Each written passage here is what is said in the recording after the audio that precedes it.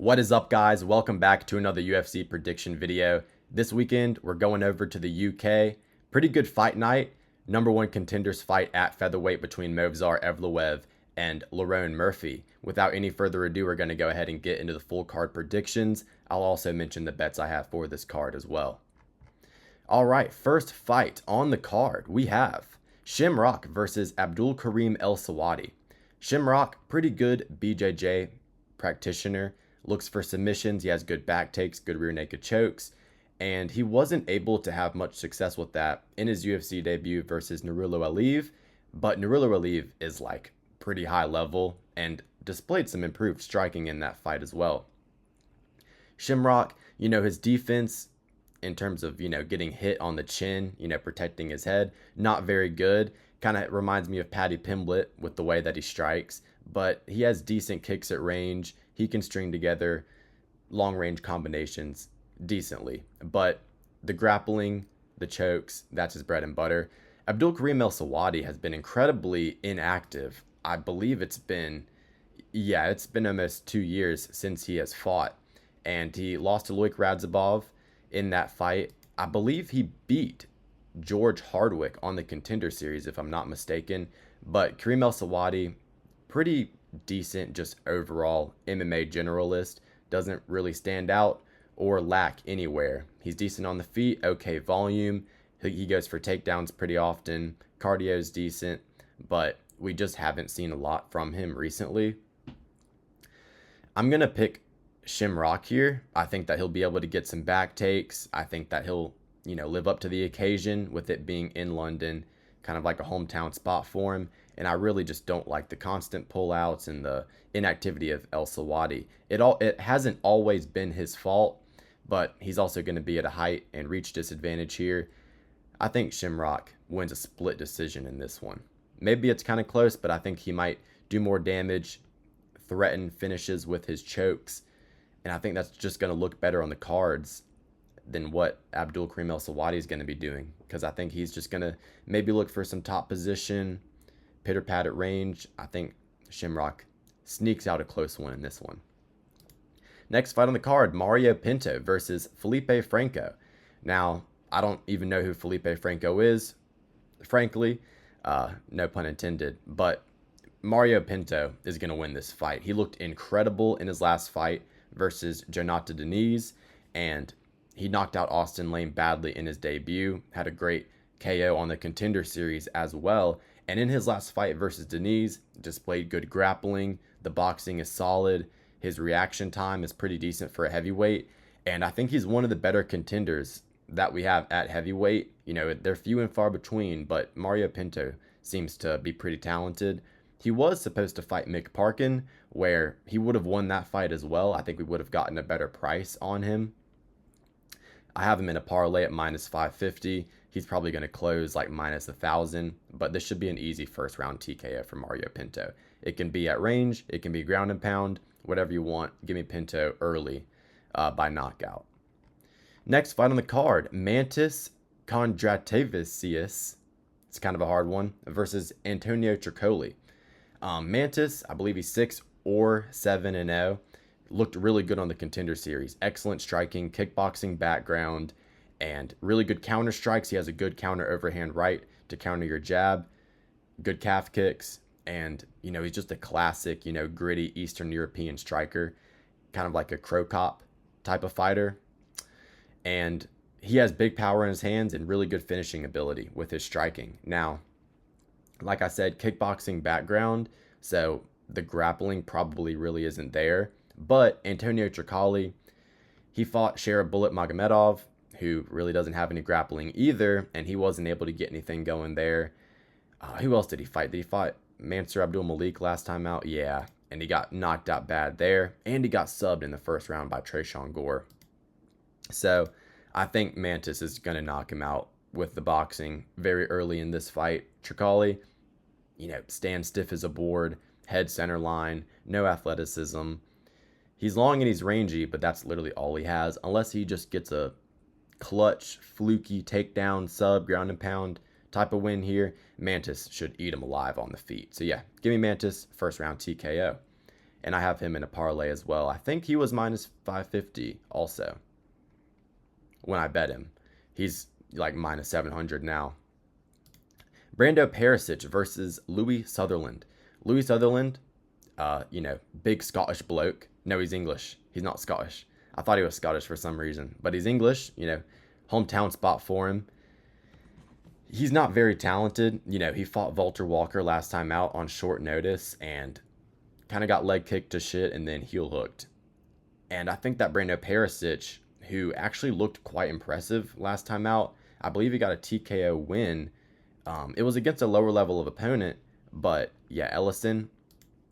But he trains out of City Kickboxing, decent overall striking for a heavyweight. He's much more athletic than Louis Sutherland, and I think he's just going to style on him on the feet. Takedown defense looks to be there. Very good athlete for heavyweight, and I think he's just going to have an athleticism and talent advantage over Louis Sutherland.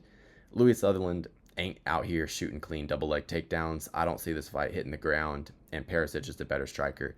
Give me Pericic via second round TKO here in this one versus Louis Sutherland. All right, pretty high level fight here. Nathaniel Wood versus Lerone Keita. Lerone Keita, and he is a very powerful striker. Looks to take your head off with pretty much all the strikes that he throws. Decent cage control, cuts off the cage well, mixes in pretty good varied striking attack, and the athleticism is just off the charts. He's one of these guys that tend to get away with having bad technique at times and maybe not high fight IQ at times just because he's so athletic and explosive, hits super hard.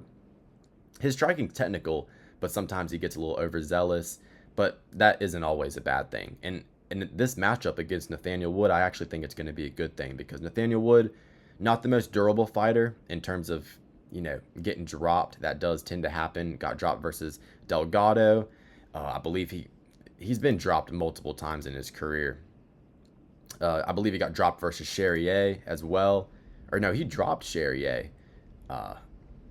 He's taken a decent amount of, knockdowns in his career, and that tends to lose him rounds. But overall, he's a very technical fighter, very put together, very well coached. Boxing defense is incredible, which doesn't really make sense because he gets dropped quite often.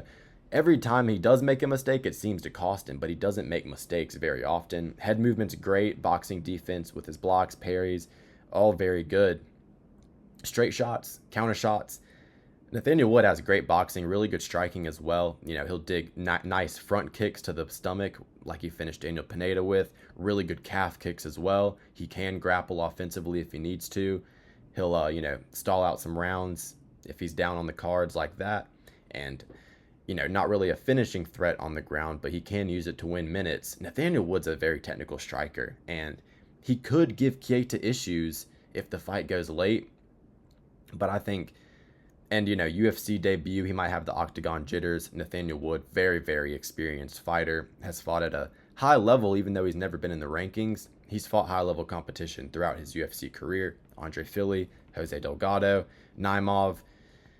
But I think Keita's going to knock him out. I think the power and just the knockout ability is really going to be what stands out in this fight for Keita. And I think that eventually they're going to exchange longer than one or two strikes, and Keita's going to catch him exiting out of the pocket or, backed up against the fence. Keita's power in his hands and just the physical advantage, being taller, longer reach. I think that's going to give Nathaniel Wood issues. I say Keita wins a decision based on damage. I think he gets one or two knockdowns in this fight. I think I was originally picking him by KO, but I'm going to say it's a decision. Nathaniel Wood typically doesn't get finished even when he is dropped, but I'm going to say Keita wins on the cards here. Getting outstruck on volume and maybe taken down late in the third, but I think he's going to get knockdowns first and second round. That'll win him the fight. Next fight on the card, Axel Sola versus Mason Jones. The betting line on this one intrigues me. On BetOnline, Mason Jones opened minus 250, and now this is almost a pick 'em. Mason Jones is like minus 120. I bet him at minus 142. Should have waited, but either way, I think he's going to look minus 200 against Axel Sola, where Axel Sola, don't let his record fool you. He's undefeated, but he's really not the most put together fighter. his grappling defense is truly not that good. I watched one of his regional fights versus something Miranda, a Brazilian fighter, a jiu-jitsu practitioner. Took him down quite easily, was taking his back, almost subbed him, and it was kind of the fight IQ that lost him that fight.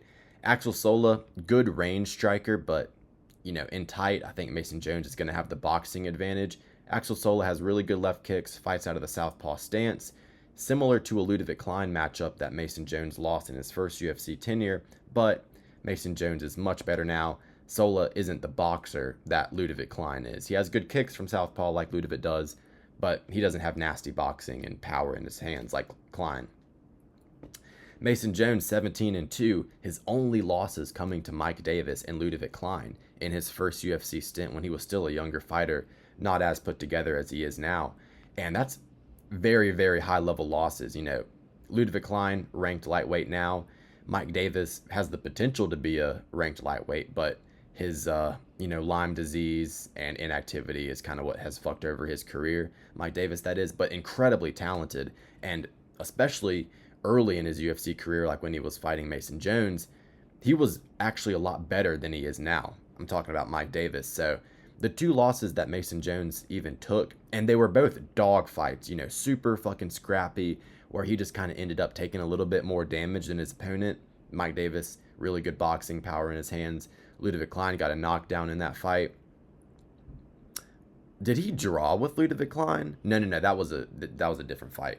But yeah, I'm thinking Mason Jones is going to, push the pace in this fight. Sola, he's better when it's just a stationary fight in the middle, off the back foot. He really hasn't impressed me too much. I'm not going to say that he's going to fall apart on the back foot, but he hasn't really impressed me too much in that aspect of his game. I think Mason Jones is going to push a very heavy pace in terms of boxing pressure, shooting takedowns, mixing in the arts. I like his recovery as well. Never been finished, even though he's been knocked down. He got hurt badly against Baraniewski, who has serious power in his hands, and he came back in that fight, mixed in the grappling, got a ground and pound TKO. And I like the win versus Jeremy Stevens, displayed decent fight IQ, making sure to get the fight to the floor late in that fight. Yeah, I think he's going to win a decision here, 29-28 against Axel Sola. Like I said, better boxing combinations, mixing in the grappling. You know what? I'm going to call Mason Jones getting a submission here in this fight. I think he finds a sub over Axel Sola. Yeah, give me Mason Jones by sub here. And like I said, I got a unit and a half on him at -142. All right, next fight on the card, we have Danny Silva versus Curtis Campbell. Curtis Campbell, pretty dominant fighter. Well-rounded, trains with Paddy the Baddy.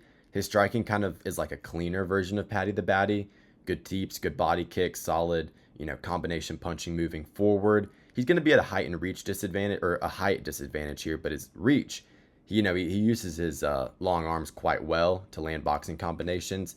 And like I said, well-rounded, can grapple. I don't know if he's going to have a lot of grappling success here against Danny Silva, where Danny Silva's a pretty well-rounded fighter.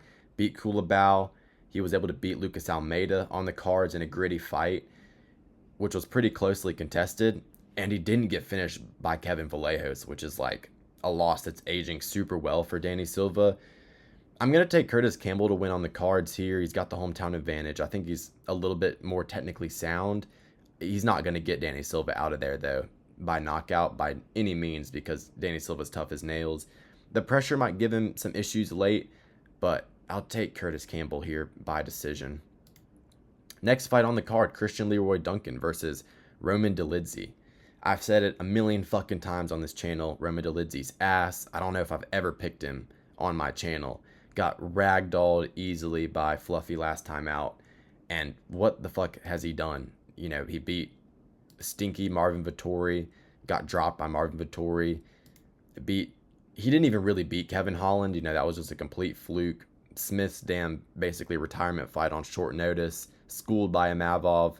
Lost to Vettori. Like, Roman Dolidze is not fucking good at all. He has super sloppy stand-up, some Hail Mary submissions on the ground, and that's basically it. He's decently athletic. He'll move forward and throw a grunting right hand 5 times in a row. Give me CLD by TKO first round. Striking advantage is going to be off the fucking charts.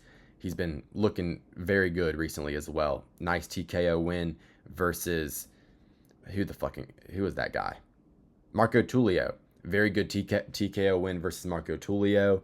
You know, his only loss recently was to RoboCop, and he lost to Armin Petrosian early in his career. He was kind of just fucking off in that fight and had octagon jitters, and we know how good RoboCop is. Other than that, Christian Leroy Duncan's been looking amazing. You know, TKO'd Eric Anders, which is a win that's aged decently for him. TKO Tullio. So yeah, give me Christian Leroy Duncan here to speed Mog, athleticism Mog, and striking Mog. Roman Dolidze. He's going to knock him out easily in the first round. Dolidze doesn't even have good takedowns. He'll hold you against the fence and maybe try to fluke a body lock takedown, but CLD all day. He's going to snipe him. Next fight on the card, Iwo Baraniewski versus Austin Lane. You know, give me Iwo here. He's looked pretty impressive. Good TKO win over Muhammad Ali on the Contender Series, and then had a barn burner bar fight versus Ibo Aslan. And he possesses serious KO power in his hands, and that's what you need to beat Austin Lane. You know, Austin Lane lost to Pinto, who did Austin Lane lose to last time out? Oh yeah, Petrino. He got knocked out by Petrino, or subbed by Petrino, knocked out by Pinto. He beat Despain, which was a funny one. You know, KO'd by Denise, KO'd by Tafa, which is a horrible look. I think that Baraniewski, big time power in his hands. Austin Lane can use some volume and a little bit of wrestling, but Baraniewski, and he's going to be like way bigger and stronger than Baraniewski, but Baraniewski's going to be much faster. He's got the cleaner hands, judo background, so I think he can do good reversing positions on the fence. If Austin Lane goes for fence takedowns, Baraniewski can probably look to get a trip off of that. And on the feet, Baraniewski is just way better with his boxing, and he has great power. He's durable as well. It's a nightmare matchup for Austin Lane. So yeah, give me Baraniewski first round TKO. I think we're really going to be in for some exciting fights. This is a great card. Next fight on the card, excellent matchup as well. And Iwo Baraniewski is the last leg of a 3-team parlay that I have. Mario Pinto, Mantis, and Iwo Baraniewski. That's at minus 137. I have a unit and a half on that. Next fight on the card, Michael Venom Page versus Sam Patterson. I notoriously pick against Sam Patterson almost every time. You know, I picked Trey Waters against him, picked Danny Barlow against him, and I actually bet on both of those fighters to beat him. And he's proved me wrong in both of those fights. You know, I picked him to beat Kiefer Crosby and shit, but, you know, that was an easy win for him. Sam Patterson, you know, the line movement on this fight has been kind of interesting. You know, people are backing Sam Patterson to beat MVP, and I have no fucking idea what they're seeing. You know, he looked decent in the Trey Waters fight, but Trey Waters is slow and uncoordinated compared to MVP. He knocked out Danny Barlow, but make no mistake, he was not having much success early in that fight, and that was a one-round fight. And Danny Barlow was actually tagging him up pretty clean, and he landed a good counter shot against Barlow, a clean counter shot, and it was like 3 punches that ended the fight for Sam Patterson. But he stands stiff as a board with his chin way up in the fucking air, and MVP is going to hit him with that blitz, and it's going to be lights out. MVP is going to knock him out. And you may say, oh, Sam Patterson can get the submission. Sam Patterson does not shoot takedowns. You know, he'll get the body lock against the fence and trip you up that way like he did against Kiefer Crosby. And Johan Lainez is just not a fucking UFC quality fighter. Like, Sam Patterson's not getting a hold of MVP and subbing him.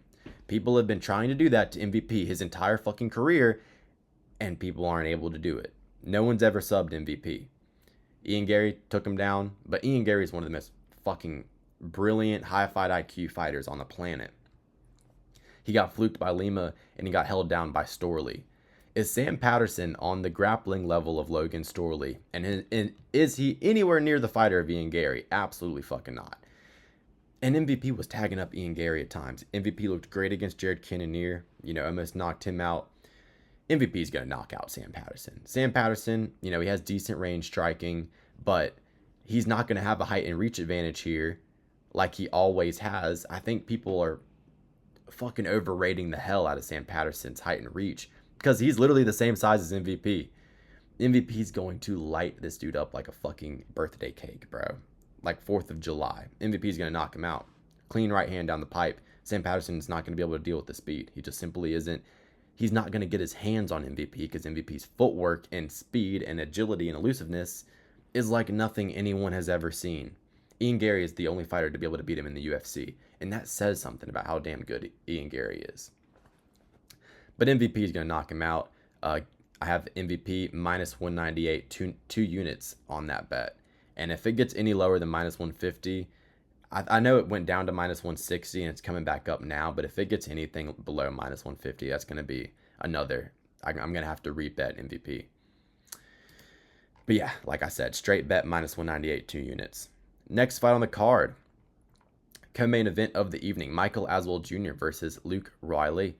You know, I was high on Luke Riley going into his debut versus Bogdan Grad. I told everybody that the best bet on the card, on that UFC Abu Dhabi card, was Luke Riley by TKO. He was always going to knock out Bogdan Grad, but he had early adversity in that fight, got held down and dominated actually early in that fight. But Bogdan Grad is actually like a bad matchup for Luke Riley. Even though I knew Luke Riley was going to catch him at some point, the in-between, like the minute winning, you know, Bogdan held some advantages with his grappling and the unorthodox striking. Luke Riley likes a nice, clean striking fight, and that's what Michael Aswell is going to give him. Michael Aswell really isn't a grappler. If you look at his fights in the UFC, you know, lost to Baraniewski, and he beat Lucas Almeida with a broken hand. And Michael Aswell also lost to Bogdan Grad in a striking fight on the feet. Bogdan Grad really didn't get any takedowns in their Dana White Contender Series bout. You know, very closely contested fight. Very closely contested fight, Michael Aswell and Bogdan Grad. But Bogdan beat him on the feet. And that was like a really sloppy version of Bogdan Grad that showed up that night. You know, he's looked improved since then.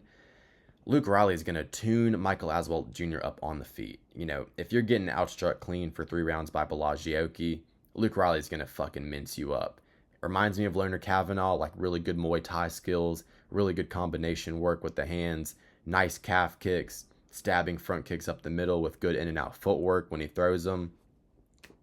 Luke Riley, I think, is going to win this one by knockout. Again, they're giving him this style of opponent to showcase his striking skill set. And, you know, if you're getting outstruck by Baraniewski, clean and technical, even if it's on short notice, and getting outstruck by Bogdan Grad, Luke Riley is going to mince you up. So yeah, give me Luke Riley. He's going to win by TKO. He's just the much cleaner, more dynamic, more creative striker. And Michael Aswell Jr. only throws 1-2s. He literally is just a 1-2 merchant. You know, jab upstairs, 2 to the body. 1-2 upstairs, double jab right hand. That's all Michael Aswell does. He only throws 1-2s. He does not vary his striking enough to have a good chance to win this fight. You know, he may have better cardio and overall output, but Luke Riley is going to be doing way more damage. He's going to look better to the judges' scorecards. And yeah, give me Luke Riley by knockout. I don't think he's going to need to win on the cards. So yeah, I have a bet on Luke Riley, minus 225. I laid the line 2.25 units. And yeah, he's like minus 300 now. I think that's a reasonable line. So yeah, Luke Riley by knockout here. That's my pick. All right, we move on to the main event of the evening. I'm fucking excited for this fight. Movsar Evloev versus Lerone Murphy. Movsar Evloev's one of my favorite fighters in the game. Not because of his fighting style necessarily, but Movsar Evloev has made me a lot of fucking money. And I like him and I respect him because of that. On the other hand, Lerone Murphy has as well. You know, Lerone Murphy, I bet him against Dan Ige. I bet him against Emmett, and I bet him against Pico at plus money. So both of these fighters I'm a big fan of. They've put money in my pocket. I respect their skill sets. They're very, very high level fighters. You know, sometimes you watch a Justin Gaethje versus Paddy Pimblett and you're like, this isn't really the most technical high level fight that I've ever seen. If you're a martial artist yourself, maybe you're not going to learn a lot from watching that. I think that Murphy versus Evloev is like a very, very good fight to watch, to learn, to analyze, and it's a hardcore fans, you know, dream matchup. Maybe even if it goes the distance, and there's no finish, I still think it's going to be super, super good fight. I bet him on the money line against Ige, got dropped in that fight, gave me a little bit of a scare. Had to go to the grappling in the third round, which I'll get to. That's not necessarily the best look, especially considering Ige's looked dog water recently. Had to go to the grappling in the third round to win that fight after getting dropped, but he still did good. I bet him by decision at even money. I knew he wasn't going to finish the hard-headed Josh Emmett, but he still put a beating on him, looked very clean doing it. Only got taken down like once or twice in that fight, I believe. But, the TKO versus Aaron Pico. A lot of people were picking Pico. And counting out Lerone Murphy, thinking that the Bellator fighter was going to come in and easily beat one of the top contenders at featherweight. I was all over Lerone Murphy there. Murphy has really good knees up the middle, like he knocked out Amir Khani with. He has great knees up the middle to deter takedowns, and really good elbows in the clinch. Like, his Muay Thai skill set is very good. But enough with reading the resumes. Well, I'll go into Movsar's resume a little bit too here, because I'm just going to nerd out on this fight. I love this fight a lot. He's got an underrated resume. Grundy, I believe, was ranked at the time, or, almost ranked. And that's a hard stylistic matchup because Grundy's a good wrestler. Actually ended up taking down Movsar quite often in that fight, but Movsar ended up outstriking him, and Movsar's striking is incredibly underrated. Nick Lentz was ranked at the time. Hakeem Dawodu was ranked at the time as well. And Movsar, easy 30-27s in both of those fights. I think this fight could end up looking a little bit like the Hakeem Dawodu fight, where Movsar gets kicked like 2 or 3 times and then just takes him down and rinse and repeat. Absolutely schooled Dan Ige. Dan Ige and Lerone Murphy had a competitive fight, but you want to see a masterclass. Evloev, flying kneed him, destroyed him at range, head kicked him all over the place, took him down, ground and pounded him with ease. And also, 3 wins against top contenders here in the featherweight division. Beat Lopez, even though it was on short notice, dominated that fight. People make a huge deal over him taking one right hand and getting put in a couple submission attempts that weren't close. Movsar dominated that fight, dominated Diego Lopez. He would beat him now. And whenever Movsar does get the belt, they'll probably try to put Lopez back up against him. He'll beat him again. Beat Arnold Allen. I don't understand why people think that Arnold Allen won this fight.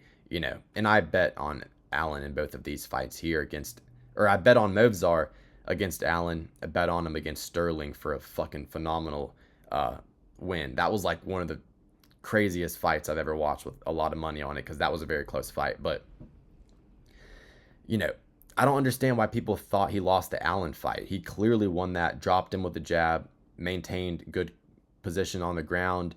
And in terms of the numbers, like, Allen was doing good to the body, but the head strikes, leg kicks, body kicks, that was on Movsar's side. And the Aljamain Sterling fight, I had like $1,000 on Evloev straight up, and he was in a ton of parlays. So that was like a stressful fight for me to watch. I thought that Evloev was going to dominate Aljamain Sterling, and that was one of the most closely contested fights I've ever fucking watched.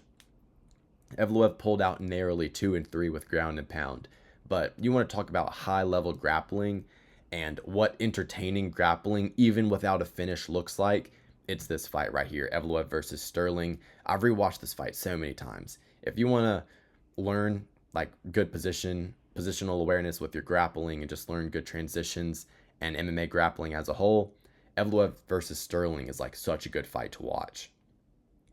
And, I remember Aljo tried to take the back against Evloev, and Evloev got the underhook and just narrowly was able to, get top position, and that's what won him the fight. And also, putting Aljamain Sterling in reverse crucifix and crucifix, Movsar's such a talented grappler. But, like I said, enough about yapping about the resumes. Both of these guys have truly impressed me recently with their performances, and I'm a big fan of both. But I'm picking Movsar Evloev to win this fight, and I'm picking him to win by finish. I think he's going to submit Lerone Murphy late. I'm going to pick Movsar Evloev by 4th round submission. Now, I know he's never gotten a finish in the UFC, and I picked him against TKO. I picked him by TKO against Aljo, but I think he's going to show out and perform against this fight. Now, there is a worry. There is a worry that his health could be compromised, and if Movsar's health is compromised, that takes away the best aspect of his game, which is his cardio. Movsar might have the best cardio in the sport. I think it's better than Merab's. The way he's able to shoot takedowns, the way he's able to stay composed, even if he's in bad positions like against Aljo. He throws a ton of strikes, like he did against Arnold Allen. His gas tank is absolutely incredible, and his athleticism is next level. I think he's the best athlete in the featherweight division. Strength, explosivity, cardio, it's all off the chain, and that's going to be a major advantage for Movsar here in this fight versus Lerone Murphy, where Aaron Pico, he's a guy that is very explosive, he's very strong, but he's not able to press the same type of pace constantly that Movsar is. Movsar will shoot 5 takedowns a round and literally will not even be breathing hard at the end of the fight. Movsar barely breaks a sweat in there. But like I said, the reason he had to pull out of the Pico fight, Movsar Evloev that is because he contracted some type of virus when he was in Thailand training, and he said that even when he was doing like super simple fucking workouts, he would like gas out, get super sick, and that's a major concern going into his first 5-round fight, where normally a 5-rounder would benefit Movsar, but if he's hindered in terms of his cardio, if he's sick, or if his immune system is fucked up and that hurts his gas tank or his durability, it could be fucking curtains for Movsar's career. Because if he loses this, he ain't never getting a title shot because they hate this motherfucker. But yeah, stylistically, I think Movsar is a big time issue for Lerone Murphy, because Lerone Murphy, he does get taken down quite often. Got taken down by Dan Ige, got taken down by Josh Emmett, got taken down multiple times by Aaron Pico. Now, his get-up game is very good, but Aaron Pico has good wrestling. He has great double leg entries, but he doesn't have as good of chain wrestling, fence grappling, and his jiu-jitsu is nowhere near Movsar's level. Movsar actually has fantastic jiu-jitsu. The Greco-Roman wrestling, the upper body takedowns and the strength and the transitions and the scrambles definitely stands out, but his jiu-jitsu is very, very good too. His back taking ability is very good. He looks for crucifix, reverse, and traditional crucifix. You saw that in the Aljamain Sterling fight, and I think that he's going to be able to maintain control time against Lerone Murphy, where Pico, Emmett, Dan Ige, were unable to. And Dan Ige and Emmett are boxers predominantly, and they were still taking down Lerone Murphy. Lerone Murphy trains with Ibragimov, which is like a fantastic training partner to prepare for Movsar, because they fight like the exact same, Ibragimov and Movsar. But I think Movsar is going to have a lot of success with the grappling here. Like I did mention earlier, Lerone Murphy has excellent knees and elbows in the clinch, which he can use to deter Movsar. And I think he could definitely land solid knees when Movsar's looking to shoot single leg takedowns. Head inside singles, Movsar goes for a lot. I think Lerone's going to be looking to shoot knees up the middle to hurt him badly. But Movsar's going to be aware of that. Movsar is a very, very conservative, safe fighter, which is why I like to bet on him. He does not take a lot of risk. He actually did. I remember he threw a stupid spinning back fist versus Aljo and got taken down because of it. But he's going to be able to take more risk in this fight without consequences like he had against Aljo, because Lerone Murphy doesn't have a grappling advantage here. And unless he's landing the cleanest knee or the cleanest spinning elbow you've ever seen, he's not inflicting a lot of damage on the feet either. Now, there's a world where Lerone Murphy stuffs every single takedown, and this is going to take place on the feet. And I will say that Lerone holds an advantage in terms of the pure technical striking, especially with his kicking game. Front kicks up the middle, spinning back kicks, body kicks are all very good for Lerone Murphy. But I think Movsar might be the better boxer. He has a great jab, fantastic jab, good switch stance combinations with the hands, and he has underrated pop. Dropped Arnold Allen. He was hurting Diego Lopez with the straight shots. Kind of dropped Aljo. Didn't really drop him with just punching power. He tree-topped him as well when he grabbed his leg. But, Movsar can crack, and he also is way more durable than Lerone Murphy. Movsar's durability and just his overall physicality is going to be what wins him this fight. Movsar has never been dropped or hurt, like, in his entire career. Lerone Murphy has. He got hurt badly. He got hurt badly by an up kick from Barboza, got hurt badly by that left hook from Dan Ige. He got dropped in like the first exchange versus Aaron Pico. With that right hand, Aaron Pico dropped him to a knee. Quickly, it was flash knockdown, but still, Lerone Murphy doesn't have good durability. I think this fight's going to look a lot like Belal Muhammad versus Leon Edwards, where Lerone's landing good snapping kicks to the body. He's landing upstairs, but Movsar, he'll land like a very clean, impactful shot upstairs, like a lead uppercut. He'll get a takedown right out the rest of the round using, better position than Lerone Murphy's previous opponents, land some ground and pound. And Movsar, he's very, very quick to throw ground and pound shots. Like, he does not let time go by without landing ground and pound shots when he does take his opponent down. Statistically, Lerone Murphy is slightly better on the feet, but let me look at that 5 takedown per 15 minutes almost for Movsar. The takedown accuracy could be better, but it's because he shoots so much. He'll hit double-digit takedown attempts very often in his fights, and they're only 3-rounders. Lerone Murphy does look to be in phenomenal condition, but I think that Movsar's cardio is going to be big for him here. Lerone's fought 2 5-rounders, though. And no, yeah, 2 5-rounders against Emmett and Barboza. This will be Movsar's first 5-round fight. That's interesting. But I think that Movsar's cardio, I think he's going to win 4 and 5. I really do. I'm confident in that. Maybe, Lerone Murphy can pull a Leon Edwards and get a reversal and land some elbows in the 5th round. But I think this is going to look very, very similar to Leon Edwards versus Belal Muhammad. I think Movsar will win the 1st round, the 4th round, and the 5th round. Lerone Murphy will win the 2nd and 3rd round on the feet. Movsar is going to land less, but he's going to land very clean, and he's going to hurt Lerone when he does land with the boxing.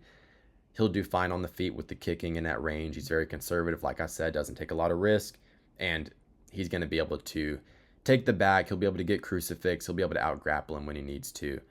And like I said, as long as his immune system and cardio doesn't completely fall off a cliff because of the sickness that he got recently, he should win this fight. I have 5 units on Movsar Evloev at -210. That's the last bet, of course. But yeah, give me Mogdog. Give me Mogdog here to win a unanimous decision against Lerone Murphy to top off the card. If you guys enjoyed the video, leave a like, subscribe. That means a lot to me. And enjoy the card this weekend. Have a great rest of your day.